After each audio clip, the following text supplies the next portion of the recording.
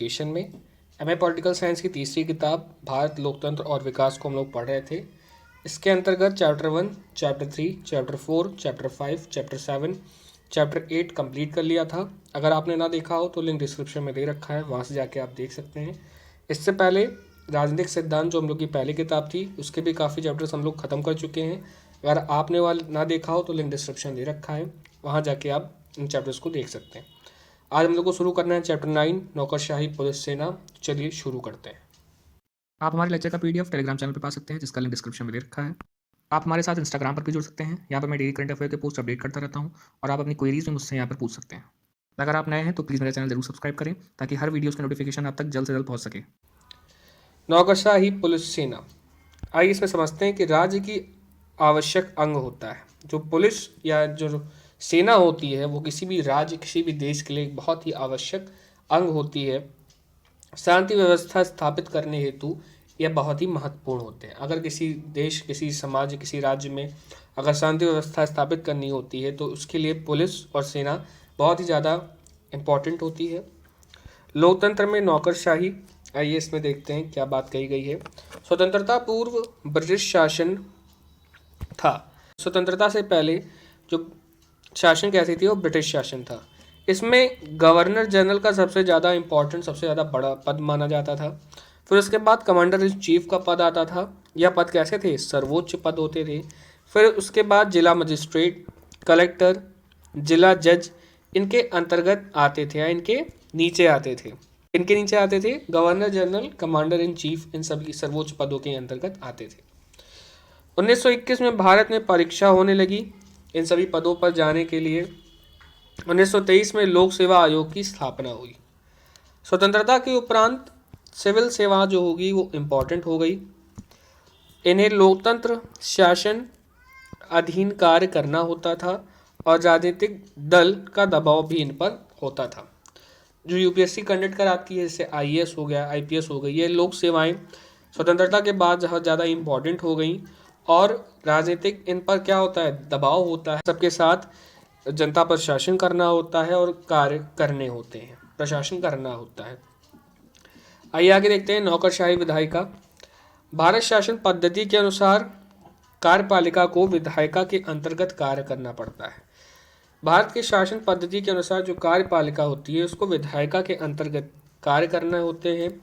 संसद के प्रति मंत्रिमंडल को जिम्मेदारी से कार्य सौंपे जाते हैं। संसद के प्रति जो मंत्रिमंडल होती है उनको कार्य सौंपे जाते हैं। विधि पालन हेतु मंत्रीगण बाध्य होते हैं।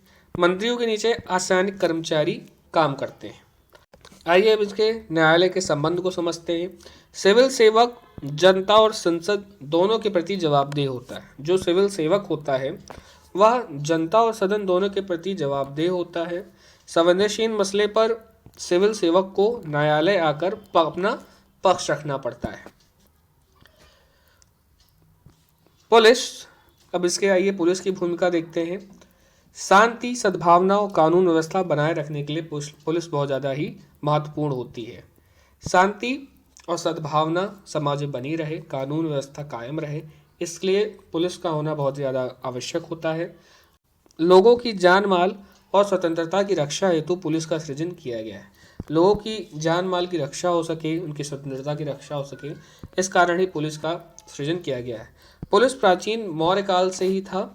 पुलिस की व्यवस्था थी वह मौर्य काल से ही आ रही थी, लेकिन ब्रिटिश काल में ही पुलिस का स्वरूप तेजी से बदल गया। इसके अंतर्गत राष्ट्रीय पुलिस आयोग गठन किए गए, काफ़ी सारे आयोग लाए गए। आज के समय में जो पुलिस की जो दशा है, जो भूमिका है, वह अलग है। आइए अब पुलिस का गठन क्यों किया गया, इसके कारणों को देखा जाए। भ्रष्टाचार, आतंकवाद, जातिवाद, राजनीतिक अपराधीकरण और सांप्रदायिकता जैसी ये कुरीतियाँ हमारे समाज में हैं, इनसे छुटकारा हेतु या इन पर काबू पाने के लिए पुलिस जैसी संगठन लाया गया। सामाजिक सत्ता की होड़ में अपराध होता है, इसके कारण भी पुलिस का गठन किया गया।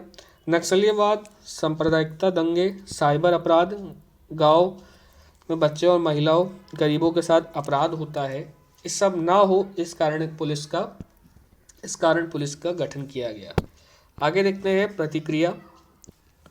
इसमें रैपिड एक्शन फोर्स पुलिस में एक ब्रांच होती है, सीमा सुरक्षा बल और केंद्रीय रिजर्व पुलिस, इन सब का गठन किया गया ताकि ऐसी सब घटनाएं या ऐसी सब दिक्कतें ना हमारे समाज में हो। इस कारण नए नए फोर्स का गठन किया जाता है। लोकतंत्र सैन्य बल किसी भी समाज में सबसे ज़्यादा इम्पोर्टेंट सशस्त्र बल होता है।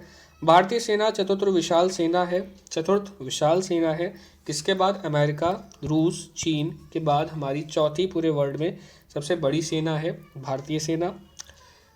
रक्षा के खरीद उत्पादक हमारे यहाँ होता रहता है। रक्षा के जितने भी साधन होते हैं, एयरक्राफ्ट होते हैं, मिसाइल होते हैं, सबका उत्पादन और खरीद चलती रहती है। खरीद और उत्पादन होता है। DRDO जो होती है भारतीय संस्था है जो कि डिफेंस से रिलेटेड जो भी चीज़ें होती है, जो मिसाइल एयरक्राफ्ट होती हैं, सबको बनाती है। तृतीय विश्व युद्ध के बाद जो देश की सेना है वह क्षमता पर इस पर बल दिया गया। आइए अब शुरू से देख लेते हैं हम लोगों ने इसके चैप्टर के अंतर्गत क्या क्या जाना। हम लोगों ने लोकतंत्र में नौकरशाही के बारे में पढ़ा, नौकरशाही विधायिका के बारे में पढ़ा, इसमें न्यायपालिका के संबंध को देखा, पुलिस के बारे में जाना, इसका कारण समझा कि हम इसका गठन क्यों किया गया, इसकी प्रतिक्रियाओं को जाना और लोकतंत्र में सैन्य बल की भूमिका को देखा और आज के समय में सैन्य बल की क्या स्थिति है इसके बारे में समझा। इसी के साथ हमारे चैप्टर समाप्त होता है। धन्यवाद। अगर आपको मेरा लेक्चर पसंद आता है तो इस चैनल को सब्सक्राइब करें, लाइक करें और अपने दोस्तों के साथ शेयर करें। Thanks for watching.